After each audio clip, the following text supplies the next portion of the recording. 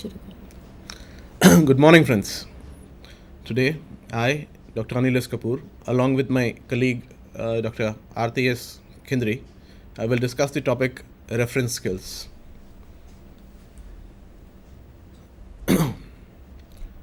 Reference skills refer to the ability to decipher relevant information from a single source or a compendium of knowledge. So that means that reference skills are skills that enable you to bring out or to extract relevant information from maybe a single source or from a collection, which may be a collection of knowledge in the sense you find an encyclopedia or you find any other medium. Being an educated person today is more about knowing where to find information and how to evaluate that information. Reference skills are cross curricular skills.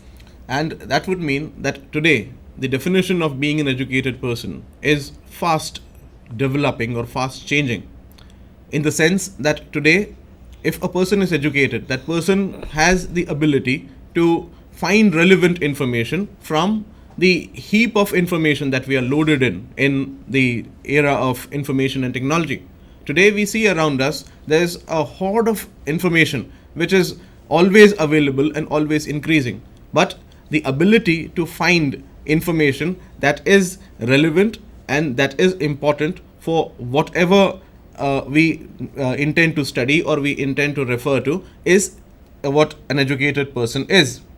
And at the same time, if we say reference skills are skills that are cross curricular, which means that today a person discussing with sociology has to find references in economics, a person doing management has to look at references from society. So it is a cross cultural curricula, that is, it encompasses all different knowledges or all different branches of learning. They converge the scope and sequence of many academic areas: language, arts, science, history, math, culture, etc. Reference skills are learning skills also. So, in that sense, you say that they combine together various branches of learning. As Dr. Kendri said, it could be language, art, management, history, science, commerce, or name any of these. And in that sense, reference skills are only learning skills. They help you learn, acquire new knowledges, and that is why reference skills become very important these days. Reference tools: atlas, almanac, encyclopedia, dictionary, thesaurus, periodicals. So these are the most used reference tools, and right from school level to whatever level of reference or learning that we intend to get, we always have to refer to either of these. All these are specialized reference tools and refer to different areas of learning. You could go to, let's say, look for an atlas or an almanac, an encyclopedia, a dictionary, a thesaurus, or periodicals. Atlas. An atlas is a book of maps. Atlases are used to find specific locations such as country, state, city, or geographic formations. So, atlases are books of maps, and maps can be of various types. You could have political maps, you could have physical maps, you could have maps telling you about the weather conditions, or you could have maps that talk to you about the density of population. And so you need maps for various let's say, activities. And these references are very important. Just for an example, being a student of commerce, if you know or if you have the map that defines the density of population, you know what market you need to cater to and how that market will help you. Again, if you know the exact weather conditions or the climatic conditions of an area, you can, let's say, place your product in a better way in that given area.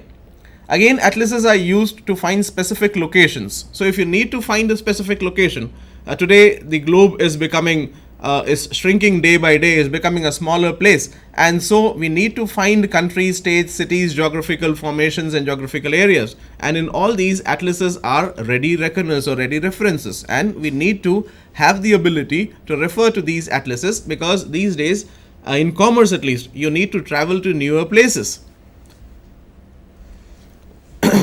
Many people use an atlas when they are going on vacation or traveling to another place. There are also specialized atlases such as historical, mythological, and geographic. So most of us these days, we use the many a times you use the GPRS, or you have the map within your computer, laptop, or even on your mobile.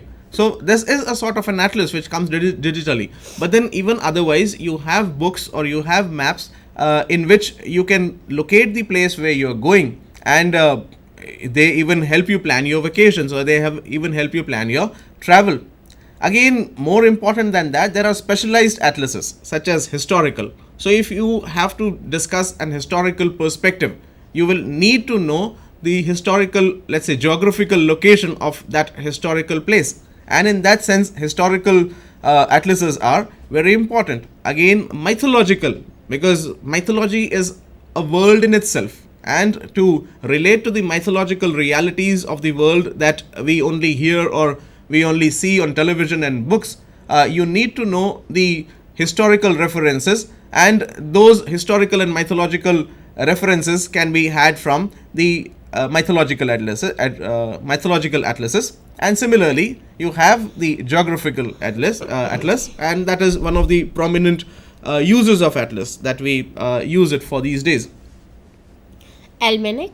An almanac is a book of facts. It provides brief, useful, and interesting information relating to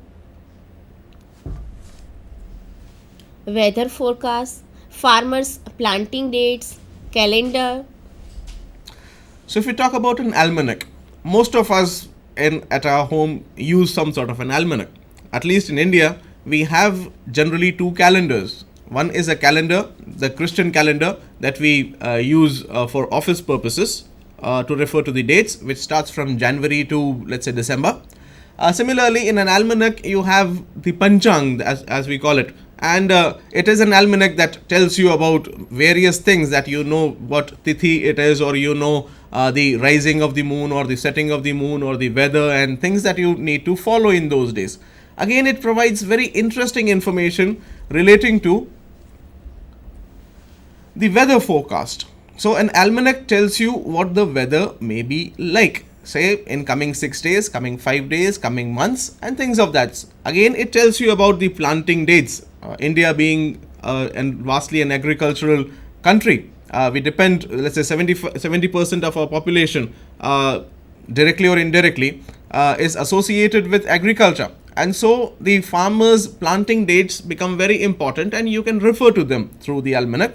Again, the calendar, and the calendar in the Indian sense, as we call it, or as the religious sense you call it. So an almanac could be used as a calendar as well. Astronomical data, stated festivals. So again, these are the things that you can find there. That is the astronomical data. All of us use the Panchang to see the right time to do the right job, and that comes from the astronomical data. Because the planetary positions keep changing, and you can know about those changes of the planetary positions through the astronomical data. And the stated festivals are the festivals that we have already, let's say, in our calendar, in our year calendar, in which we know when a particular festival is to be celebrated. And those stated festivals, which are generally culturally, socially defined, are already included in the almanac. Rising and setting time of the sun and moon, eclipses. Again, almanac tells us about the rising and the setting of the sun and the moon, and the sunrise and the sunset both become very important reference points. Just for an example, these days you have shorter days and longer nights, and so if you are, let's say, venturing into a new era or a new area, and if you need to, let's say, get back to the city before sunset, you know what time you need to start. Because just for an example, if you go to Assam, generally these days in Assam at around 3 o'clock or 3:30 you have sunset, whereas here you have it at 5:30. So what happens is, if you are in that area and if you know that the sun sets at this time, Indian time, you may be able to plan your trips, or you may be able to plan your journey in a better way. So sunrise, sunset, both become very important in that sense. Again, eclipses are equally important, and you can foretell when you have an eclipse, and what precautions you need to take for that, or at least you are aware that there is a solar or a lunar eclipse that's going to happen, and the consequences of that, if any, if you need to venture into the sea, or if you need to travel anywhere, you know about those eclipses and their effects. Almanacs are updated every year. Almanacs contain the most current information available. So the best thing about an almanac is that it is updated every year. So you always have an updated almanac, and the information that it uses is updated from time to time. So it contains the most current information available because it is updated more frequently than other sources of reference. Now let's see something about encyclopedia. What is encyclopedia? It is a set of books, includes information on a wide range of topics or subjects. So as Dr. Khindri says, encyclopedia is a set of books. Encyclopedia is divided according to the different ideas that it discusses, and it is accumulated, or it is contained in a set of books which is alphabetically arranged. It discusses a wide range of topics and subjects. Encyclopedia consists of many volumes arranged subject-wise in alphabetical order and numerical sequences. So this is a characteristic of the encyclopedia, that it has various volumes. Why does it need various volumes? It needs various volumes because it has to discuss the entire topic in its totality, or it has to give, let's say, adequate space to the subjects it discusses, and that is why it needs many volumes. Again, it is arranged subject wise in alphabetical order. Just as a dictionary is, let's say, arranged in an alphabetical order, but then it is arranged according to the spelling of a word. Here, an encyclopedia is arranged subject wise. So it discusses primarily the subject that is in context, and we can, let's say, look for those subjects alphabetically. And again, encyclopedias are let's say arranged in numerical sequence. So you have 1, 2, 3, 4, 5, and it goes on in that way. So A1, A2, A3, and it goes till Z. So in that sense, it becomes very important that if you need to, let's say, talk about, or if you need to look for a reference, say for a topic, let's say rain. So you'll have to go in an encyclopedia that is R, and then you'll have that spelling. So it may be, let's say, RAIN. So it would be in an encyclopedia which starts with the alphabet R, and then it discusses this topic in its totality. Bold-faced guide words and titles are used to facilitate reading and easy location of information. So here, just as you see in your dictionary, if you have used a dictionary, I think most students sometime or the other have used a dictionary. So when you see a dictionary, you find bold-faced words even in dictionaries. So even here, in an encyclopedia, on the upper side, left hand side and right hand side, you might find, let's say, bold-faced guide words, and these guide words tell you or guide you about the subject that is discussed on that particular page or the pages that follow. Titles are used to facilitate reading and easy location of information. So it becomes very easy to locate information, because if you know the title, or if you know the subject that you want to discover, or that you want to find, that you want to refer to, you may straight away go to that alphabet, and within that encyclopedia, or within that volume of the encyclopedia, you could look for those bold-faced guide words, and then according to that you may reach your destined, let's say, word or term or subject that you need to refer to. Encyclopedia is for people who use the last name. So if you're looking for people, or if you're looking for the names of people, you'll have to look for the last name first. That is, if you're looking for a person called William Shakespeare, so instead of looking for William, you'll have to look for Shakespeare. Or if you're looking for any other person, you'll have to, let's say, use the find the last name first, and according to that you may be able to find the name or that particular person that you are looking for. Just for example, if you're looking for the entry called Bill Gates, you may not find that entry in B, you will find it in Gates. Encyclopedia is for places with two parts, use the first part. So if you want to locate a place and that place has two parts, so in that sense you will have to look for the first part and not the second part. Only if you're looking for particular people or persons or names of, let's say, persons, you'll have to look for the last name first. But then if you're looking for a place and that place has two parts, or the name of that place consists of two parts, you will have to look for the first part itself. Now let's see something about dictionary. Dictionaries are the most commonly used reference sources. Yes, as Dr. Kendry says, dictionaries are the most commonly used reference sources, and even students in schools or colleges or various times even in offices, people have to refer to dictionaries more often than not, and that is why dictionaries are the most commonly used reference sources. The word dictionary is derived from the medieval Latin word dictionarium. The term dictionary originated from the term dictio, meaning a word or a phrase. Thus, a dictionary deals with the words. Okay, so this is how you come to know the name dictionary, because it derives from dictio, which means a word or a phrase.